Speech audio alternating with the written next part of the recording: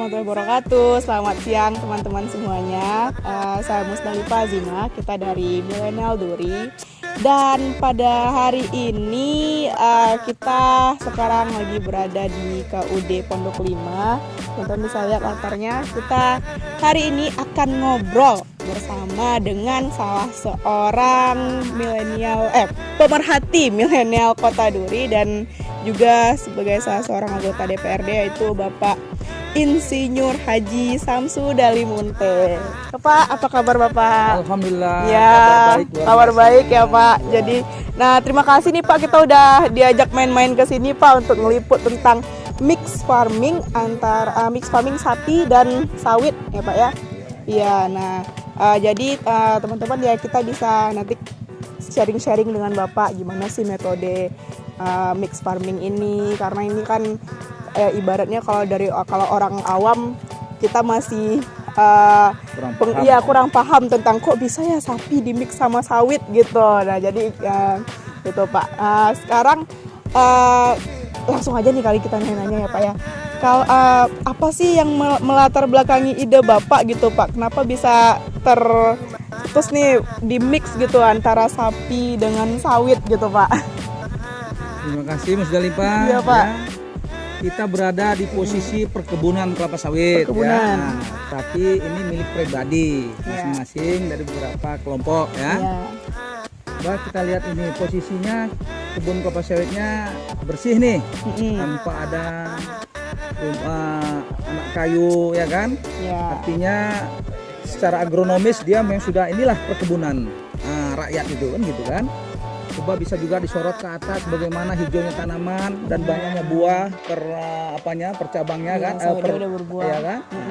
Ini BJR-nya ada kurang lebih sekitar 25 kilo 25 ya. kilo ya Pak. 25 kilo. Saya ingin memperkenalkan yang namanya integritas sapi sawit. Integritas sapi sawit atau yang dikatakan mix farming bahasa Inggrisnya. Iya, mix farming ya Pak. Mungkin orang awam sudah ada yang tahu, tapi sebagian besar saya yakin kurang paham. Apa itu yang dikatakan integritas sapi sawit? Sapi sawit. Di bawah pohon yang sudah teduh seperti ini, saya yakin yang namanya kebun bengkalis sudah mayoritas punya milik kebun, walaupun cuma 2 hektar, 5 hektar, secara berkelompok mungkin bisa 20 hektar, bisa 50 hektar. Kenapa nggak dimanfaatkan memelihara sapi? Kan gitu. Kenapa harus kita buat mix farming namanya? Karena kita nggak perlu cari rumput, ya enggak? Iya Pak. Nah, kemudian ada namanya daur ulang dari kotoran sapi. Kotoran sapi itu bisa digunakan memanfaatkan untuk pupuknya langsung. Pupuk langsung. Termasuk juga kotoran yang sifatnya cair, air seninya. Itu bisa diolah, diaduk dengan kotorannya, kemudian difermentasi, itu bisa disiramkan langsung ke sawit kita ini. Jadi mengurangi pembelian faktor pupuk anorganik menjadi pupuk organik. Itu dia. Jadi kita mix farming ya kan. Jadi di atasnya tanaman kelapa sawit, di bawahnya ada lembu. Lembu yang hidup berkeliaran, nggak perlu kita harus kontrol, hanya melihat pada saat kapan dia beranak gitu. Itu yang harus kita lakukan, mungkin kontrolnya cukup 2 minggu. Jadi keuntungan diversifikasi ini pertama mengurangi gagal panen. Artinya bukan panen tidak ada, tapi harganya merosot. Ini bulan 7 ya? Iya, 7. Bulan 7. Mau masuk udah Agustus Pak? Agustus ya, Agustus. Ini memang tren produksi kalau dari kelapa sawit yang dipelihara secara agronomis itu memang mulai naik nih. Ya, naik nih. Pada saat ini mulai namanya high crop pada puncak. Tapi saya yakin bagi petani yang kurang melakukan pemupukan secara agronominya, ini bukan high crop, malah peak crop, panen rendah namanya. Perlu ada namanya mix farming atau sapi integritas di bawah pohon kebun kelapa sawit. Yuk, kita coba lihat dulu ya. Baik, kita lihat dulu bagaimana sapi itu bisa dihidupkan dan dibesarkan di bawah pohon kelapa sawit ya. Baik, iya Pak. It brings a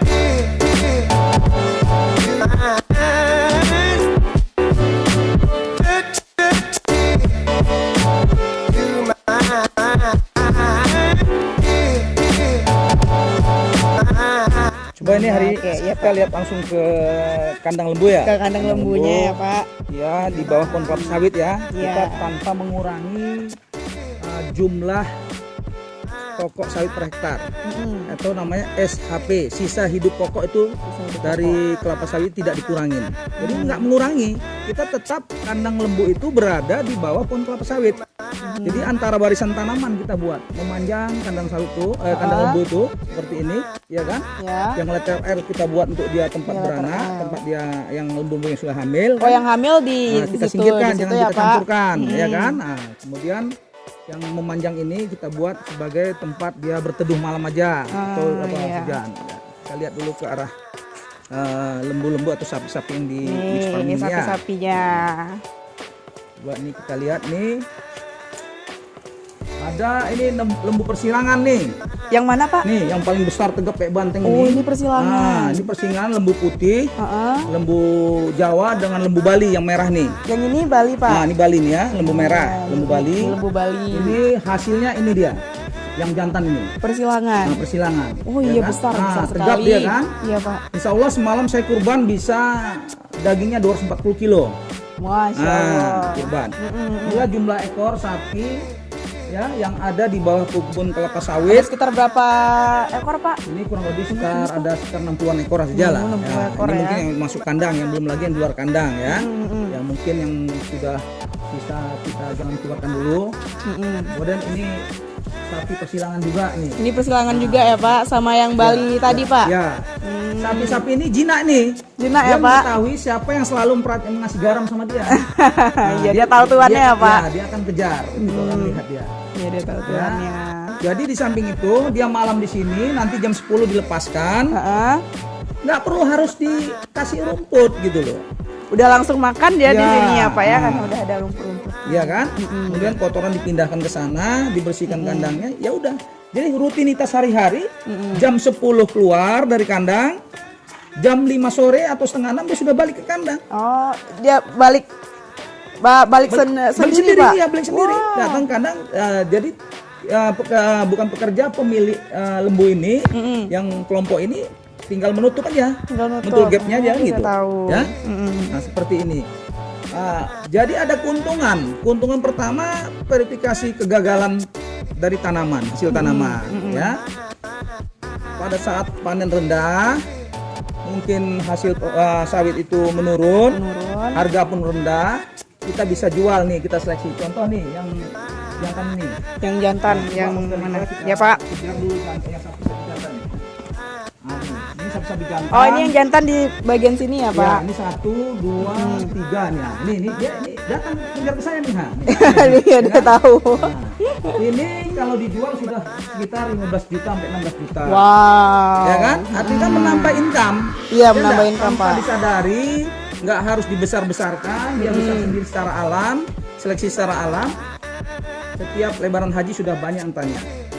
Ini udah berapa tahun Pak? Ini sudah bisa untuk kurban kalau ini. Udah. Cuman kemarin tidak saya kurban karena memang rencana menggantikan yang mau dikurban yang paling besar besok di tahun depan.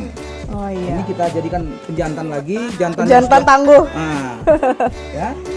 Inilah Iya, yang dikatakan integritas sawit kurma tadi. Sawit Dan sapi. dan sapi Sawit ya. dan sapi. Nah, ini kita lagi lihat sapinya. Sekarang kita coba ke sawitnya. Iya, iya, Pak. iya, iya. Baik, kita ke sawitnya. Oke. Nah, jadi kan Pak, menurut Bapak nih, kalau untuk masyarakat Bengkalis sendiri nih, seperti yang kita kan sudah ke kurma tadi Pak. Iya. Penerapannya gitu Pak, aplikasinya tuh apakah mix farming ini bisa jadi komoditas nantinya Pak untuk masyarakat khususnya di Bengkalis? Sangat bisa. Sangat bisa ya Pak. Sangat siap dan mendukung. Ah, Sekarang tinggal kerelaan dari pemerintah ya untuk membantu petani. Mungkin petani sudah memiliki lahan, ada 2 hektar, berkelompok secara berkelompok. Sekarang sini mungkin ada sekitar 100 hektar. Bisa dibuat kurang lebih 150 ekor sapi di bawah pohon sawit. Nah, dengan 150 ekor sapi ini otomatis dia pertama keuntungannya daur ulang dari kotoran. iya daur. Bisa digunakan untuk namanya pupuk organik. Ya enggak, itu lebih Iya. bagus.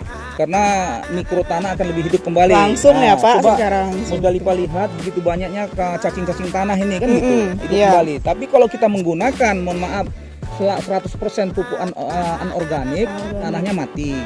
Kan gitu, harus kita rangsang lagi dengan pupuk organik. Itu kelebihan dari mix farming tadi.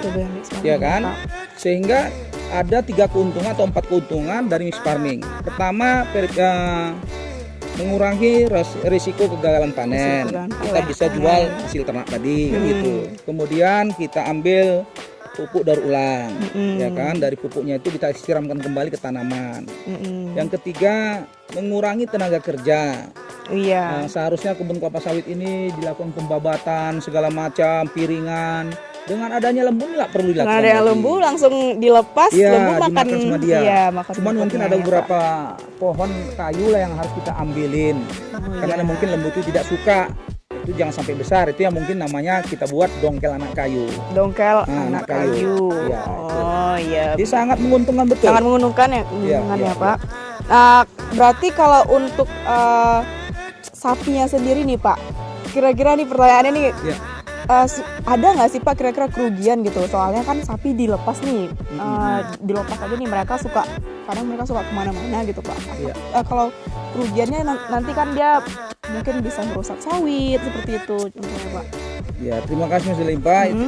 Kita meletakkan sawit itu di tanaman sawit yang sudah besar ya. Kalau hanya diambil ya pelepah-pelepah yang tua tidak masalah. Bahkan itu kita membantukan ya. Untuk kedepannya lagi kita akan melakukan namanya membuat fermentasi daun kelapa sawit untuk makanan ternak. Oh, fermentasi. Untuk kedepannya nanti kita buat dalam itu. Kemudian ada lagi namanya biogas. Oh iya, biogas. Biogas itu kotorannya itu kita jadikan gas, kita salurkan kepada kelompoknya, ke rumah kelompok masing-masing, kan gitu. Sehingga mereka tidak perlu lagi energi listrik dari PLN, cukup dari gas. Oh ya kan, dari gas. Itu kedepannya, target kita. Saya hanya menghimbau kepada seluruh masyarakat Kampung Kalis, terkhusus anak-anak milenial kita, ya kan. Kalau kita tidak punya kebun, ya kebun sawit, tapi kan bisa kita bekerja sama dengan pemilik kebun. Nah ini nih yang penting nih tipsnya nih ya kan Pak. Pemilik kebun, kuncinya mereka bisa mendapatkan kotoran untuk pupuk anorganik, kita bisa mendapatkan sapinya. Si pemilik yang tidak punya kebun. Jadi ada kerjasama yang baik. Gitu. Ini hanya bisa diatur oleh pemerintah. Supaya ada pemahaman antara pemilik kebun dengan si pemilik sapi. Ada keuntungan sama-sama gitu loh. Tidak ada istilahnya satu parasit satu untung, enggak. Sama-sama menguntungkan. Ya. Pemilik kebun itu otomatis memulai kerja untuk membabat kebunnya kan gitu, membersihkan sekitaran di bawah kebun, kemudian mendapat kotorannya dia, pemilik sapi sendiri dia bisa menjual sapinya, bisa makan rumputnya gitu. Sangat idealis lah, dan semua butuh bantuan pemerintah. Pemerintah itu tadi dia yang paling utama ya Pak. Benar. Ya. Nah mungkin closing statement mungkin nih Pak untuk milenial kita nih Pak yang tertarik nih pengen mix farming juga, tapi ya ibaratnya kan kalau misalnya Musda nih Pak, pengen juga nih kita coba bisnis nih ke dunia mix farming gitu. Gimana sih Pak tipsnya untuk memulainya saja gitu mungkin Pak? Pertama kita harus memang ada kerjasama dengan namanya kepala desa, kelurahan, di mana kebun-kebun yang masyarakat itu yang luas, kan gitu kan, yang bisa kita hidupkan itu atau kita titipkan sapi tadi, kan gitu. Jadi lagi-lagi memang harus ada campur tangan pemerintah. Kemudian mungkin adik-adik milenial yang ada di Kampung Kalis sudah melihat sendiri ya bahwa di antara kebun yang lebar ini milik masyarakat ini, karena mereka bersatu dengan hamparan yang luas, kita bisa hidupkan sapi di bawahnya. Tanpa harus dicarikan rumputnya. Ya enggak? Artinya saya menghimbau kepada kita semua, yuk mix farming ini bisa dilakukan dengan benar, dikelola dengan benar, menghasilkan income yang benar. Itu dari saya lah. Jadi sama-sama kita lakukan ini ya. Insya Allah ya.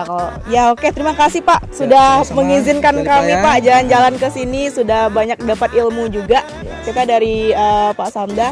Terima kasih teman-teman semuanya. Semoga bagi yang tertarik pengen ikutin jejak Pak Samda, pengen bisnis mix farming juga, kita bisa lihat tonton videonya juga ntar. Terima kasih teman-teman semuanya. Assalamualaikum warahmatullahi wabarakatuh.